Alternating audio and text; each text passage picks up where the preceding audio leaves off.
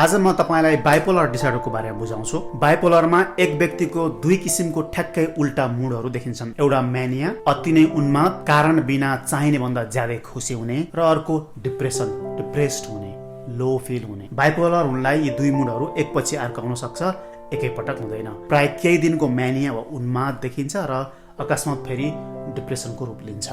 म्यानिया वा उन्मादका लक्षणहरू यस प्रकार छन्। अचानक अचम्मको आत्मबल आउने, मैले जे पनि गर्न सक्छु जस्तो लाग्ने वा कुनै कार्य मैले मात्र गर्न सक्छु जस्तो लाग्ने, यस्तो फिलिङ केही दिनसम्म रहन सक्छ। थोरै समय सुत्ने, 3-4 घण्टा सुते पनि निन्द्रा प्रशस्त पुगे जस्तो हुने, कम सुतेकै कारणले दिउँसो कति पनि आलस्य वा अल्छी नलाग्ने, बरु दिनभर हाइपर हुने, एनर्जेटिक भइराख्ने, बोलिरहन पर्ने, छिटो बोल्ने, अरूले रोक्न खोज्दा पनि बोल्न नछोड्ने, बोल्दा बोल्दै कुरा कहाँ पुग्यो त्यो पनि बिर्सने, बोल्दा फुल एनर्जीको साथमा चाहिने भन्दा धेरै हाउभाउ दिएर बोल्ने, बोलेको कुरा र मनमा सोचेको कुरा छिनछिनमा परिवर्तन हुने, एउटा विषयमा बोलेको वा सोचेको कुरा नटुङ्गाई अर्को थालिहाल्ने, आफूले बोलेको वा बुझाउन खोजेको कुरा आफ्ना वरपरकाले ध्यान दिएका छ कि छैनन् वा राम्रो मानेका छ कि छैनन् त्यो कति पनि मतलब नहुने, साना कुरा वा कामले डिस्ट्र्याक्टेड भइहाल्ने, विचलित भइहाल्ने, आफूले बोलेको वा तल्लीन भएर गरेको कुनै काममा कसैले केही प्रश्न सोधियो वा एकछिन अन्तै ध्यान गयो भने फेरि पहिले के काम सुरु गरेको थियो त्यसतिर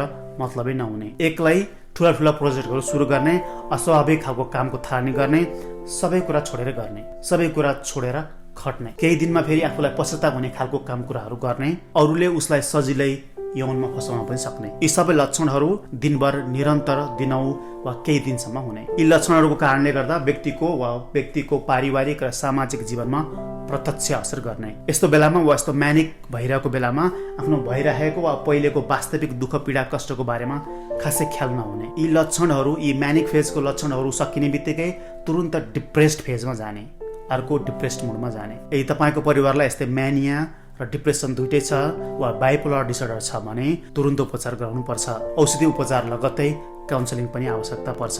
यदि तपाईँ केन्टकीमा हुनुहुन्छ भने मैले औषधि उपचार र काउन्सिलिङ थेरापी दुइटै उपलब्ध गराउँछु। त्यसको लागि तपाईँ rula.com वा ग्रो थेरापीबाट आउनुपर्छ।